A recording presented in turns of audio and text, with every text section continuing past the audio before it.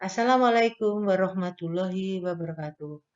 Anak-anak, mari kita lanjutkan cara penulisan singkat konfigurasi elektron menggunakan gas mulia. Konfigurasi elektron suatu atom yang berelektron banyak dapat dituliskan dengan singkat.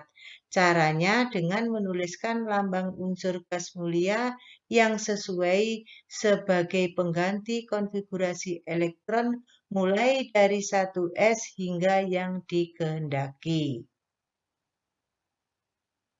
Tuliskan konfigurasi elektron gas mulia di bawah ini. He nomor atomnya 2 berarti elektronnya 2, konfigurasinya 1s2. Ne nomor atomnya 10, elektronnya 10, konfigurasinya seperti ini. 1s2, 2s2, 2p6. Bagaimana dengan Ar18? Konfigurasinya elektronnya seperti ini. 10, 18, elektronnya genap 18. Kr nomor atomnya 36 berarti elektronnya 36. Ini kita hitung. Sampai di sini 10, 18, 20, 30, 36. Xe nomor atomnya 54, elektronnya 54, kita hitung ini kan. 10, 18, 20, 30, 38, 48, 54.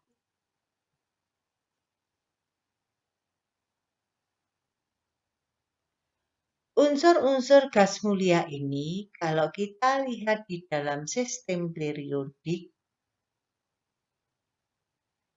ini namanya sistem periodik anak-anak. Isinya adalah kumpulan unsur-unsur yang sudah diketemukan. Unsur gas mulia itu terletak pada golongan 8A. Ini tadi, mulai dari He, Ne, Ar, Kr, Xe, dan seterusnya. He ini terletak pada urutan nomor 1, periode 1. Ne periode 2. Ar periode 3. Kr 4, Xe 5, dan seterusnya. Nomornya ini alangkah baiknya nomornya kalian hafalkan. Periode 1 nomornya 2. 2, 10, 18, 36, 54. Jadi periode 1, 2, 3, 4, 5. 2, 10, 18, 36, 54. Kalau kalian hafal itu cukup membantu untuk menyelesaikan konfigurasi elektron. Nah, sekarang kita lihat nomor atomnya. Jadi periode 1 atau urutan ke-1 nomor atomnya 2. Urutan kedua 10, 18, 36, 54. Nah, ini sangat membantu nanti untuk menyelesaikan penulisan konfigurasi elektron secara singkat. Ini contoh cara menuliskan konfigurasi elektron secara singkat. Contohnya S16. Konfigurasinya seperti ini. 1s2, 2s2, 2p6, 3s2, 3p4. Kalau kita lihat konfigurasi 1s2 sampai 2p6, ternyata ini konfigurasi ini sama dengan konfigurasi Ne.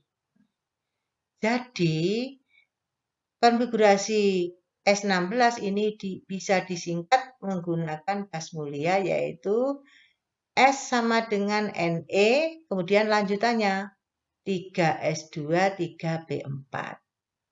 Nah, sekarang Ne ini urutan keberapa? Ne urutan kedua. Berarti konfigurasi berikutnya karena urutan kedua, maka ini mesti 3. 3 apa? 3s. Setelah 3s apa? 3p. Dan seterusnya. Sekarang untuk P23. Konfigurasi elektronnya seperti ini. 1s2, 2s2, 2p6. 3s2, 3p6. Kalau sampai sini konfigurasinya Ne, kalau sampai di sini ini konfigurasinya Ar.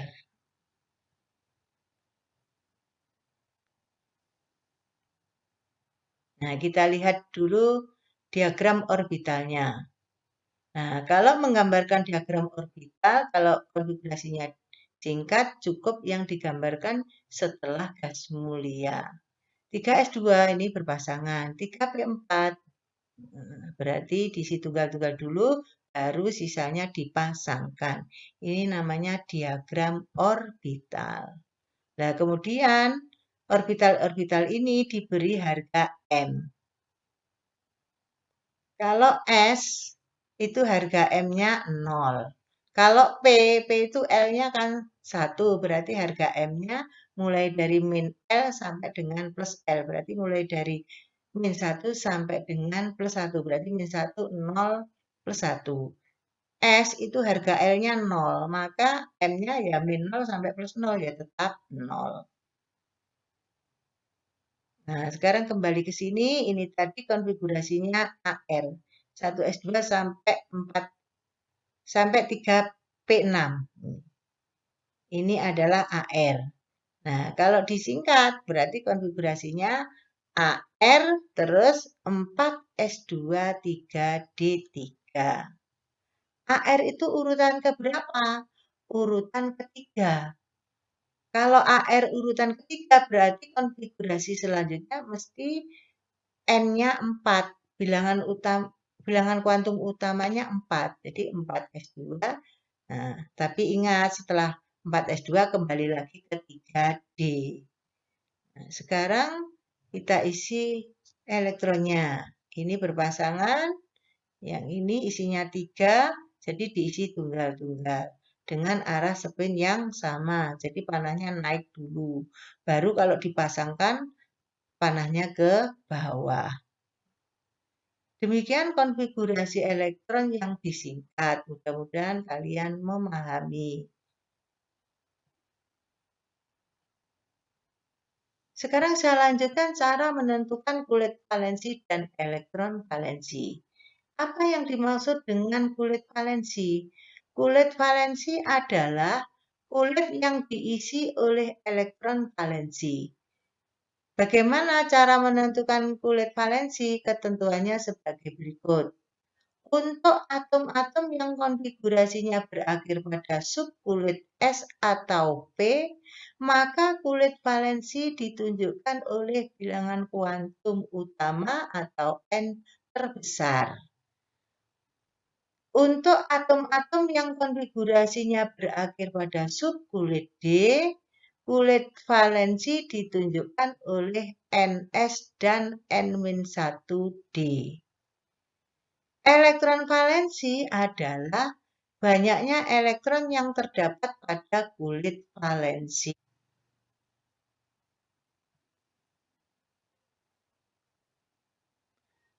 Lengkapi tabel berikut agar kalian lebih memahami cara menentukan kulit valensi dan elektron valensi. Nomor 1 Na, nomor atomnya 11 berarti elektronnya 11. Konfigurasi elektronnya seperti ini. Ne3S1.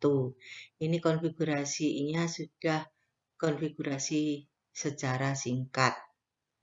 Na nomor atomnya 11 berarti lebih dari 10. Yang memiliki elektron valensi 10 adalah Ne.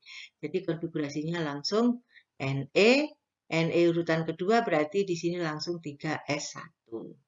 Al, konfigurasinya demikian.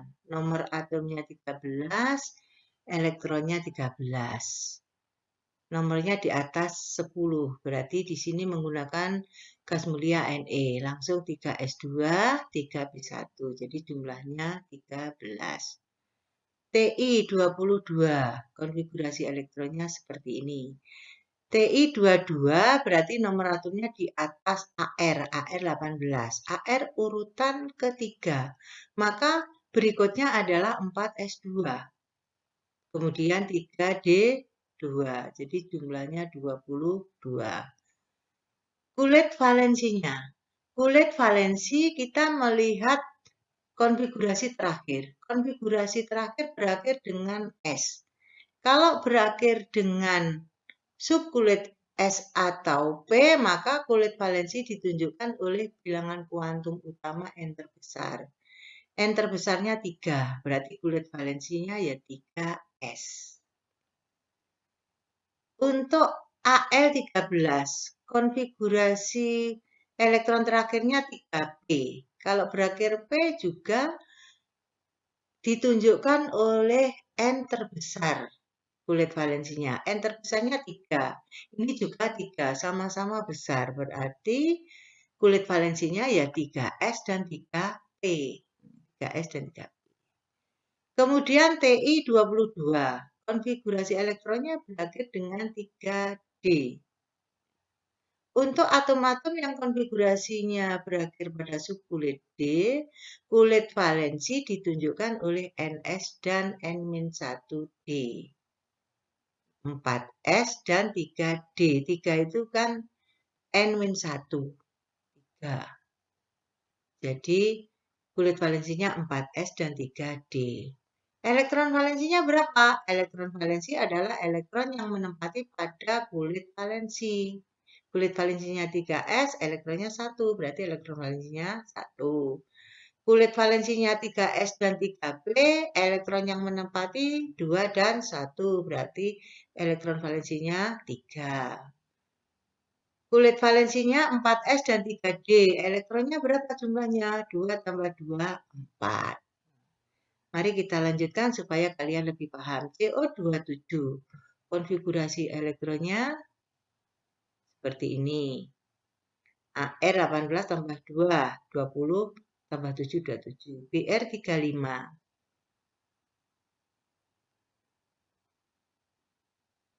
Konfigurasinya AR 4S2, 3D10, 4D5. NB 41. 41 lebih dari 36, jadi menggunakan gas mulia KR. 5S2, 4D3. KR urutan keempat, maka berikutnya mesti 5. 5S, 4D. Nah, sekarang kulit valensinya. Berakhir D berarti kulit valensinya S dan D. Berarti 4S dan 3D. Yang BR konfigurasinya berakhir dengan P. Kalau berakhir dengan P, maka kulit valensinya melihat N terbesar. N terbesarnya 4. Ini 4. Oh, berarti 4S dan 4P.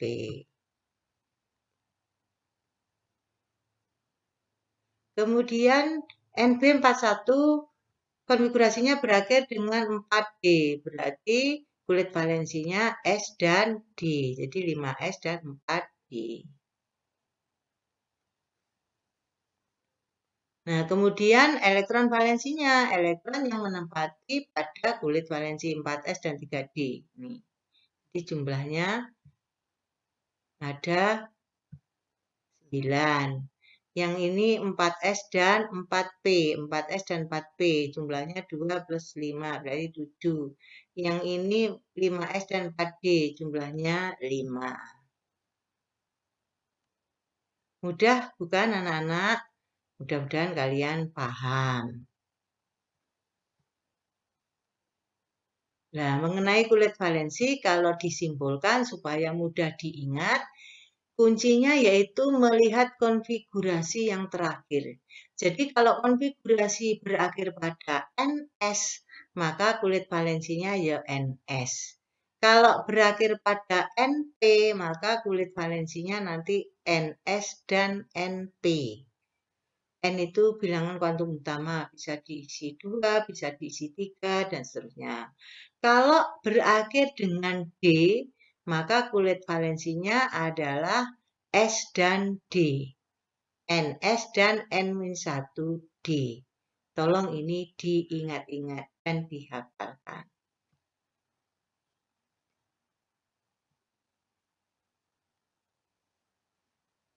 Sekarang saya lanjutkan mengenai orbital setengah penuh dan penuh. Pada umumnya, unsur-unsur yang konfigurasi elektronnya berakhir pada subkulit D akan lebih stabil bila orbital D-nya terisi elektron setengah penuh atau penuh. Orbital D. D mempunyai 5 orbital. Berarti elektron yang menempati D sebanyak 10. Orbital D penuh itu artinya elektronnya 10. Kalau setengah penuh berarti elektron pada orbital D 5. Contoh ini, Cr nomor atomnya 24. Kalau ditulis konfigurasinya, CR itu kan setelah AR. Berarti AR, kemudian 4S2, 3D4. Kalau kita gambarkan diagram orbitalnya, di sini 4S2, ini 2. Di sini 3D4, 1, 1, 1 masih ada yang kosong. Padahal kalau terisi 5 berarti susunannya setengah penuh. Setengah penuh itu berarti stabil. Setiap unsur itu selalu ingin stabil. Nah, ini bisa berusaha stabil, yaitu dengan cara elektron yang berpasangan ini pindah ke orbital D yang masih kosong. Nah, jadi 4S2, elektron yang satu pindah ke 3D4 sehingga menjadi 4S1, 3D5. Nah, sekarang pada subkulit D ini mempunyai orbital setengah penuh, yaitu memiliki 5 elektron. Nah, keadaan seperti ini adalah keadaan yang stabil.